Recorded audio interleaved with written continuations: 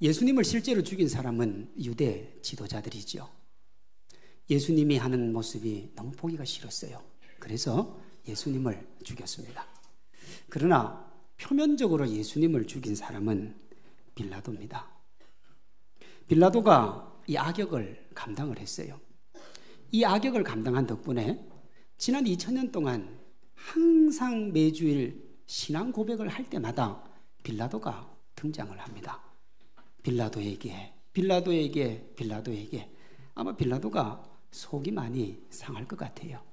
왜 하필이면 내가 그때 그 자리에 총독을 해가지고 이 고생을 하나 싶을 수 있습니다. 왜 빌라도가 예수님을 죽였습니까? 당시 로마가 이곳을 다스리고 있었고 빌라도가 그곳 총독이었기 때문에 그렇습니다. 예수님의 죄명이 두 가지인데 국가반란죄, 신성모독죄입니다. 유대인들이 볼 때는 신성모독죄요, 로마에서 볼 때는 국가반란죄입니다. 이 둘 다 극형에 처해지는데 그 극형의 방법이 십자가형이었습니다. 그렇게 보면 예수님이 그렇게 매력적인 분은 아니에요. 33년의 짧은 생을 사셨는데 마지막은 그 누구도 경멸하는 십자가에서 목숨을 잃었습니다. 이렇게 초라한 예수님이 그래서 곧 사라질 것 같았는데 그로부터 약 300년 후인 313년 당시 지중해 지역을 넘어 세력을 뻗어가던 가장 강대한 나라 로마에 인정되는 종교가 됩니다. 이 인정된다는 말이 뭐 그리 대단한가 싶지만 초기에 이 기독교인들이 얼마나 고난을 많이 당했는지 모릅니다. 예수님 믿는 사람 원형 경기장에 집어 던져놓고 많은 사람들이 관중석에서 구경을 하고 사자를 풀어놓으면 그 사자가 뛰어다니는데 사람들이 도망을 가다가 잡히면 이리 찢기고 저리 찢기고 그렇게 피가 난자한데도 그걸 즐겼어요. 그렇게 예수님을 믿던 사람들 그 종교가 인정을 받고 급기야는 392년 국가 종교가 되지요. 국가 종교가 된다는 말이 무슨 말이냐? 왕실은 무조건 예수님을 믿어야 되고 관직에 나가리는 이들도 예수님을 믿어야 되는 겁니다. 그 이후 기독교는 1500년 동안 서양 역사의 중심이었고 지금도 여전히 서양 문화의 토대와 정신입니다. 여기에서 우리가 이런 질문을 할 수 있죠. 극형인 십자가에서 초라하게 죽음을 맞은 예수님이 어떻게 1500년 동안 인류의 희망이 될 수 있었을까? 어떻게 여전히 사랑을 받고 부끄러움의 상징이었던 십자가가 희망의 상징으로 바뀌었을까? 그 해답이 바로 예수님의 부활입니다. 초라한 반역자 예수, 이스라엘의 혼란자 예수가 로마 제국의 예수님이 되고 그 로마의 국가 종교가 되고 오늘도 예수님을 위해 헌신하고 생명을 내어놓는 이들이 그렇게 많은 것은 부활 때문에 그렇습니다. 그렇다면 도대체 부활이 뭐길래요? 우리가 예수님의 부활을 딱 한마디로 정의를 하면 죽음을 죽인 것이 부활입니다. 죽음이 죽었어요. 고린도후서 5장 4절은 예수님의 부활을 죽을 것이 생명에 삼킨 바 된 것이라 말합니다. 이 말이 말장난같이 느껴질 수 있습니다.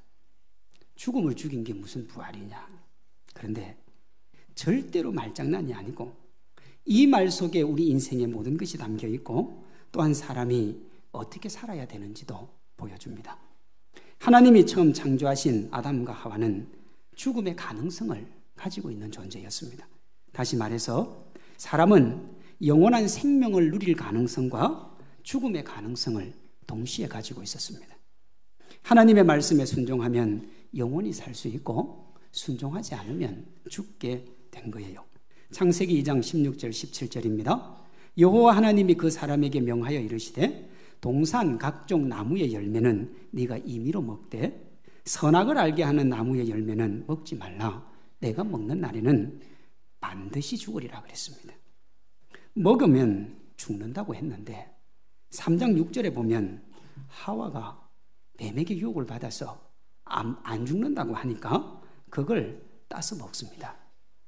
그리고는 남편에게 줘서 그도 먹게 하지요. 이렇게 인간이 하나님께 불순종함으로 맞게 된 것이 뭐냐? 그게 죽음이라는 겁니다. 창세기 3장 17절 19절입니다. 아담에게 이르시되 네가 네 아내의 말을 듣고 내가 내게 먹지 말라 한 나무의 열매를 먹었은즉 땅은 너로 말미암아 저주를 받고 너는 내 평생에 수고하여야 그 소산을 먹으리라. 너는 흙이니 흙으로 돌아갈 것이니라. 이렇게 해서 사람에게 죽음이 온 겁니다. 영생의 가능성이 훨씬 높았고 죽음의 가능성이 정말 적었는데 죽음이 생명을 삼킨 거예요. 죽음이 생명을 삼켰다는 말은 단순히 사람이 죽게 되었다는 의미 그 이상입니다. 평생 수고해야 한다는 것은 겉으로 드러난 저주의 모습이고 그 실제적인 의미는 죽음이 두려워서 죽음에 종된 삶을 사는 거예요. 히브리서 2장 14절 15절을 보면 마귀를 죽음을 통해서 죽음의 세력을 잡은 자 그렇게 얘기했습니다. 마귀가 누구라고요? 죽음을 인간에게 던져주고 그 죽음의 두려움 속에 인간을 몰아넣고 난 다음에 인간을 좌지우지하려고 했던 존재, 그걸 마귀라 그랬어요. 그럼 사람은 뭡니까? 죽기를 무서워하여 한평생 마귀에게 매여 종노릇하는 것을 인간이라 그랬습니다. 이것을 풀어서 말하면 죽음의 두려움을 극복하기 위해 노심초사하며 마귀를 따르다가 결국에는 죽음의 노예가 되는 것이 인생이라는 겁니다. 이게 인생이에요. 아무리 여러분 인생을 아름답게 포장하고 멋지게 포장하고 예쁘게 포장하고 그렇게 살아도 인생의 정의는 간단한 겁니다. 사람이 만든 가장 오래된 작품 중에 하나가 뭐냐? 그리스 로마 신화입니다. 신들의 세계를 다루고 있어요. 그런데 이 그리스 로마 신화를 보면 신들의 모습이나 사람의 모습이나 별반 차이가 없습니다. 이혼도 하고 투기도 하고 질투도 하고 싸움도 하고 그렇게 다 하는데 딱 하나 결정적 차이가 뭐냐? 불사요, 불사. 안 죽어요. 안 줍니다. 시지프스 신화를 보면 계속 돌을 굴려 올렸다 떨어지면 또 굴리고 또 굴리고 또 굴리고 근데 안 죽어요. 그게 문제예요. 어떤 일을 당해도 안 죽습니다. 어떤 문학가는 노벨상을 받으려면 두 가지를 인용해야 되는데 하나는 그리스 로마 신화고 하나는 성경이라고 했습니다. 정말 오래된 문학 작품이고 요즘은 그것보다 재미있는 소설, 논리적인 책들이 그렇게 많은데 어떻게 사람들은 여전히 변함없이 이 그리스 로마 신화를 사랑할까요? 영원한 생명에 대한 소망과 기대, 그것이 그 이유 중에 하나입니다. 그러나 현실이 어떻습니까? 아무리 생명을 갈망해도 인간은 죽습니다. 인류 역사에 죽음을 경험하지 않은 이가 아무도 없다는 사실이 이를 잘 보여주죠.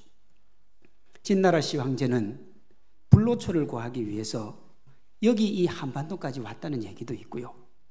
사후의 삶을 소망하며 피라밋을 만들기도 하고요. 그 피라밋 속에다가 함께 자기와 있었던 신하들을 넣어서 무덤 속에 같이 살게 하는 왜 이런 일이 일어납니까? 생명이요. 살고 싶은 거예요. 사람에게서 이 죽음의 족쇄를 벗겨낸 것은 아무도 없습니다. 딱 한 분, 예수 그리스도인데 어떻게 살려내셨느냐? 부활로 살려내셨습니다. 예수님의 부활로 말미암아 우리가 영원한 생명 얻는 줄로 믿습니다. 이것을 본문 20절은 이렇게 말합니다. 이제 그리스도께서 죽은 자 가운데서 다시 살아나사 잠자는 자들의 첫 열매가 되셨도다. 아담과 하와의 불순종이 사람을 죽음의 노예가 되게 만든 반면에 예수님의 부활이 예수님 안에 있는 이들에게 생명을 가지고 옵니다. 죽음을 죽인 거죠. 이것을 히브리서 2장 15절은 이렇게 말합니다.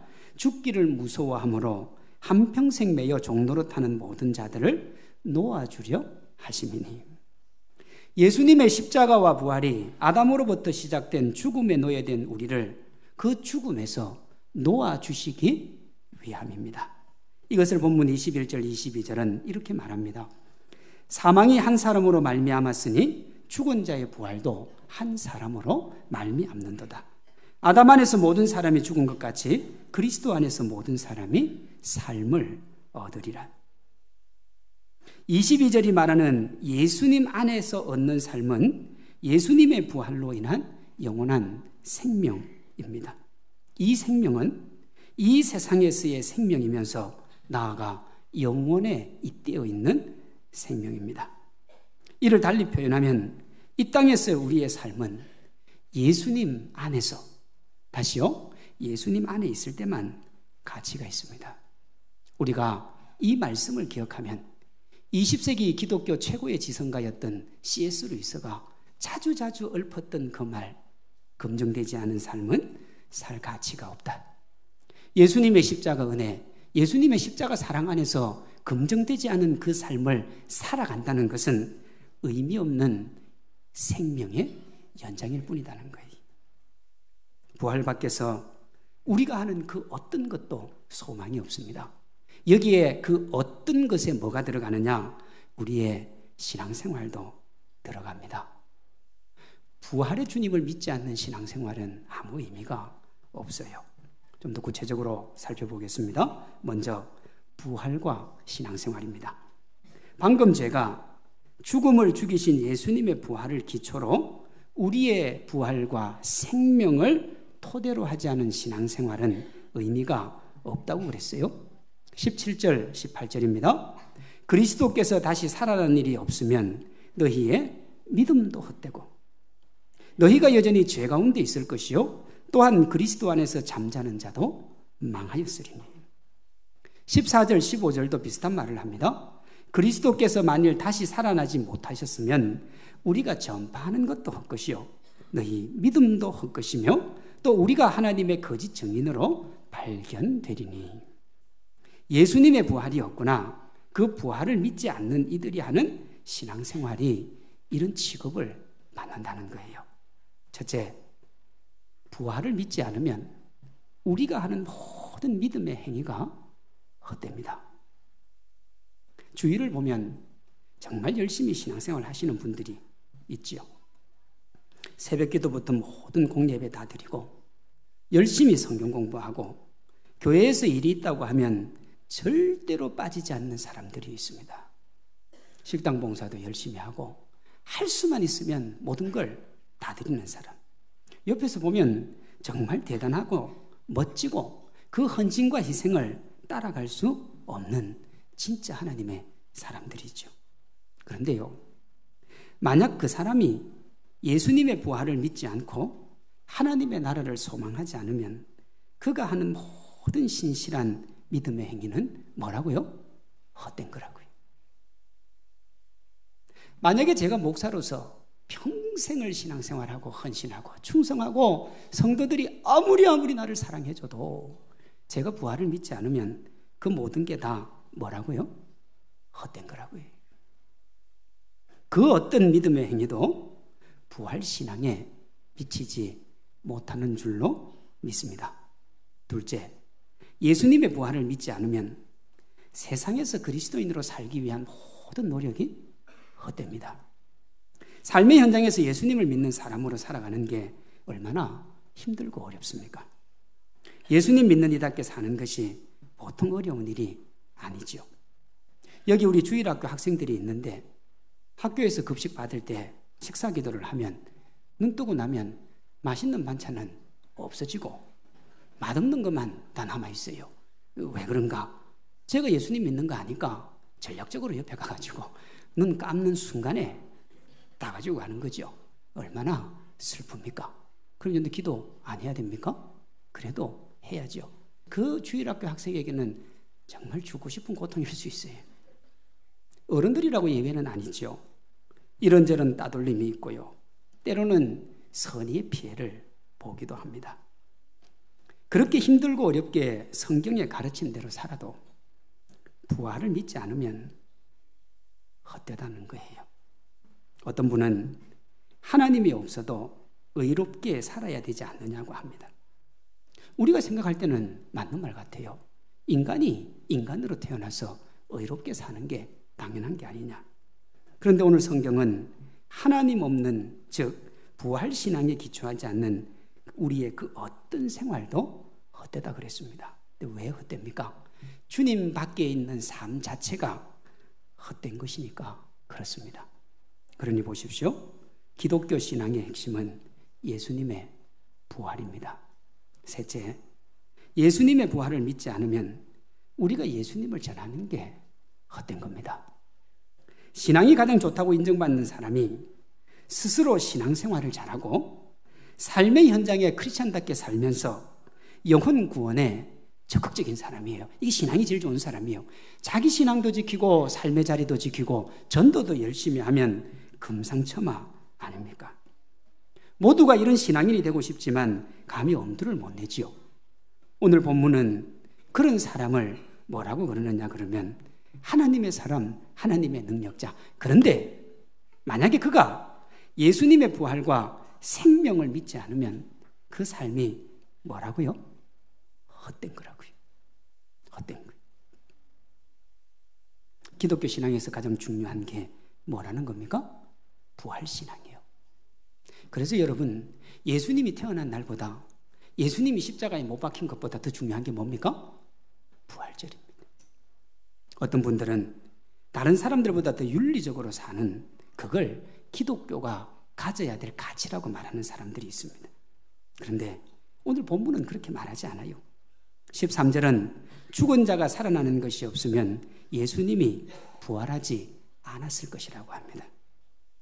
기독교 신앙의 핵심은 윤리적인 삶이나 관대함이 아니라 예수님이 부활의 첫 열매가 되셨고 우리도 예수님 안에서 부활하는 것을 믿는 것인 줄로 믿습니다. 예수님의 부활을 분명하게 믿고 그 부활 신앙 위에 자신의 믿음을 견고하게 세우며 하나님 앞으로 달려가는 우리 성산의 성도들 되시기를 주님의 이름으로 축원합니다. 다음으로 부활과 일상생활입니다. 사람은 태어나면서부터 죽을 때까지 어떤 형태로든 살아가지요. 거의 대부분의 사람들이 꿈을 꿉니다. 그리고 그 꿈을 향해 치열하게 달려갑니다. 어떤 이들은 가문의 명예를 위해 모든 것을 던지고 어떤 이들은 자녀를 위해 모든 것을 던집니다. 좀 더 고상한 비전을 가진 분들은 국가와 민족을 위해 자신의 모든 걸 던지지요. 그렇게 치열하게 살아가는데 자신과 가족, 국가와 민족이 살 수 있다면 어떻게 되어도 좋다는 신념으로 살아갑니다. 그렇게 이 세상에 국한된 삶에 자신의 모든 것을 희생하고 달려가는데 정말 멋지지요. 열심히 사는 사람들이 얼마나 보기가 좋습니까? 그렇다면 하나님은 그 삶에 대해서 어떤 평가를 내리실까요? 19절입니다. 만일 그리스도 안에서 우리가 바라는 것이 다만 이 세상의 삶뿐이면 모든 사람 가운데 우리가 더욱 불쌍한 자이리라. 아까 뭐라고 그랬느냐 그러면 예수님 밖에 있는 사람이 불쌍하다 그랬어요. 그렇습니까? 예, 예수님 밖에 있는 사람은 불쌍한 사람들이에요. 그런데 그보다 더 불쌍한 사람이 있어요. 누구냐 그러면 예수님을 믿으면서 이 세상의 삶에 집착하며 사는 사람, 그 사람은 예수님 안 믿는 사람보다 더 불쌍한 사람이, 더 비참한 사람입니다. 예수님은 세상에 국한된 삶을 사는 이들을 불쌍하다고 합니다. 예수님 안에 있는 이들이 이 세상에 국한된 삶을 살면 하나님이 불쌍하게 보시는 거예요. 우리는 뭐 대단한 줄 알고 세상의 것을 구하면서 응답해 주시면 하나님께 이것저것 드리겠다고 합니다. 이렇게 저렇게 하겠다고 해요. 그렇게 보면 대단하죠. 사업을 좀 크게 해서 하나님 사업 잘 되게 해주시면 하나님 앞에 마음껏 물질을 드릴게요. 볼만하잖아요. 멋지잖아요. 야, 어떻게 저 신앙을 가질까? 우리는 가지면 내가 할 것 같은데 대단한데 주님은 뭐라고 하시냐 그러면 그걸 불쌍하게 보신다고요. 하나님 앞에 와서 세상의 것들을 구하고 세상의 것을 가지고 하나님과 딜하려고 하면 하나님이 불쌍하게 보신다고요. 우리가 생각하는 대단함이 하나님이 행복해 하실 것이라는 우리의 생각이 하나님을 아프게 하는 거예요. 요즘도 그런 친구들이 있는데 중간고사나 기말고사 기간이 되면 시험 공부를 한다고 주일날 예배를 빠지는 주일 학생들이 있습니다. 예전에는 중고등학생까지 그랬는데 요즘은 대학생들도 그래요. 예전에는요, 고등학교 3학년들은 주일날 교회 나오지 않아도 이해해주는 분위기가 있었습니다. 열심히 공부해서 좋은 대학 가고 그때 하나님께 와서 감사하면 하나님께 앉느냐는 논리였죠. 이렇게 저렇게 해서 하나님 기쁘게 해드리면 되지 않느냐는 거예요. 오늘 본문은 하나님이 그런 사람을 불쌍히 여긴다고 부릅니다. 하나님이 그런 사람을 가엾게 여긴다고요. 하나님께 예배드리는 걸 쉽게 생각하는 사람들이 참 많습니다.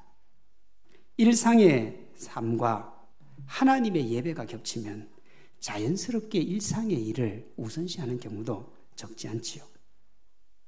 예수님이 자신이 원하는 것을 주기만 하면 모든 것을 드리겠다고 하는데 옆에서 보면 대단합니다.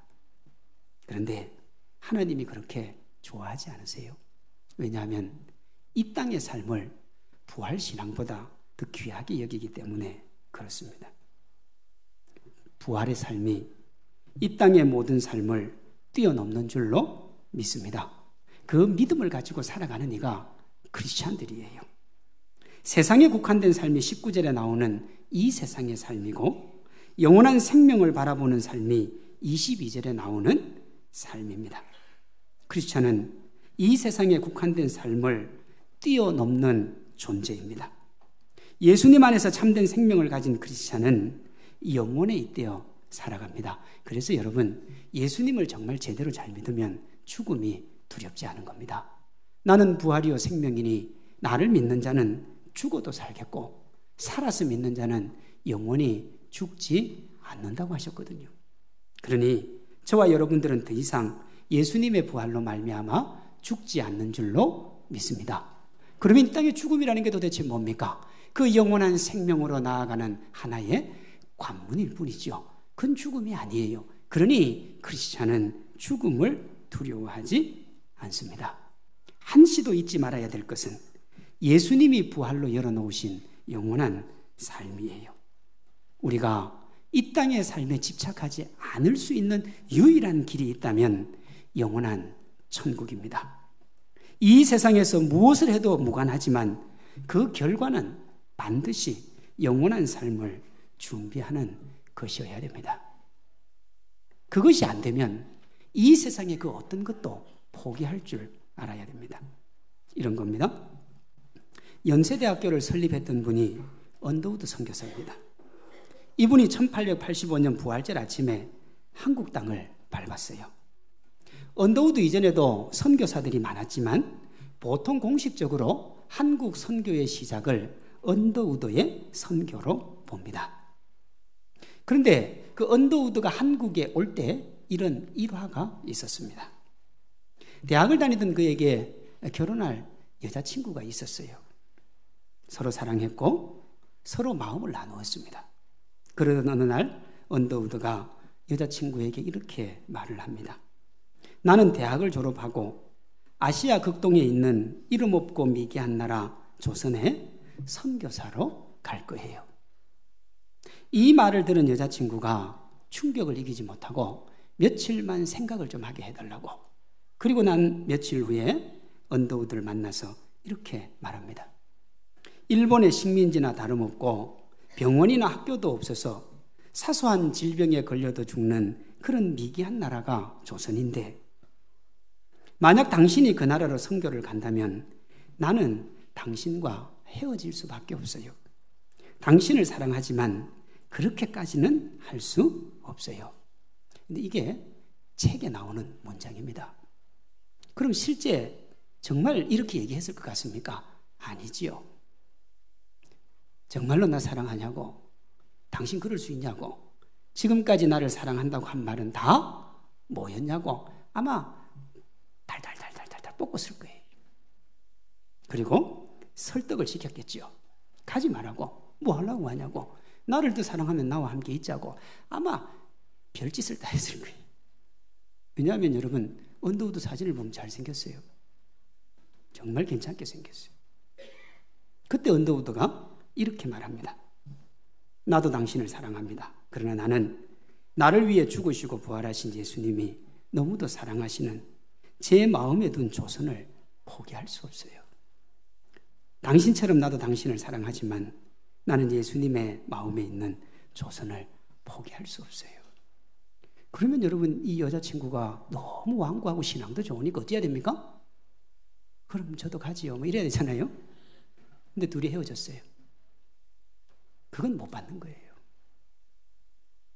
언더우드가 그 사랑하는 여인을 보내고 많이 힘들었을 겁니다. 그런데 어떻게 사랑하는 여인을 떠나보내고 행복이 보장된 삶을 포기하고 혼란하고 답답한 미지의 세계였던 조선을 택할 수 있었던가? 그것은 부활의 예수님이요, 부활의 주님이요. 그것보다 더 귀한 것 없고, 죽은 자 가운데 다시 살아서 잠자는 자들의 첫 열매가 되신 주님을 기억하면 그 행복, 그 영광, 그 일을 위해 달려갈 수밖에 없었던 거예요. 언더우드는 어떻게 사는 것이, 무엇을 위해 사는 것이 참으로 행복하게 사는지를 알았습니다. 이 땅에서의 삶보다 더 귀하고 영광스러운 삶이 예수님의 부활로 만들어진 영원한 생명인 줄 알았던 거예요. 우리 삶의 이유가 예수 그리스도입니다. 근데 왜 예수님이 우리 삶의 이유냐 그러면 예수님이 우리를 위해 부활의 첫 열매가 되셨기 때문에 그렇습니다. 예수님께서 우리를 위해서 부활로 죽음을 이기시고 우리에게 영원한 생명 주셨음을 마음속 깊이 믿고 고백하고 간증할 수 있는 우리 모두 되기를 주님의 이름으로 소망합니다. 우리가 그 주님의 부활의 기쁨을 견고하게 받아들이고 믿음으로 주님 앞에 나아가며 죽음을 죽이신 예수님 안에서 영원한 생명의 기쁨을 누리고 참으로 그 주님을 찬양하고 영광 돌리는 복된 우리의 삶 되기를 주님의 이름으로 축원합니다.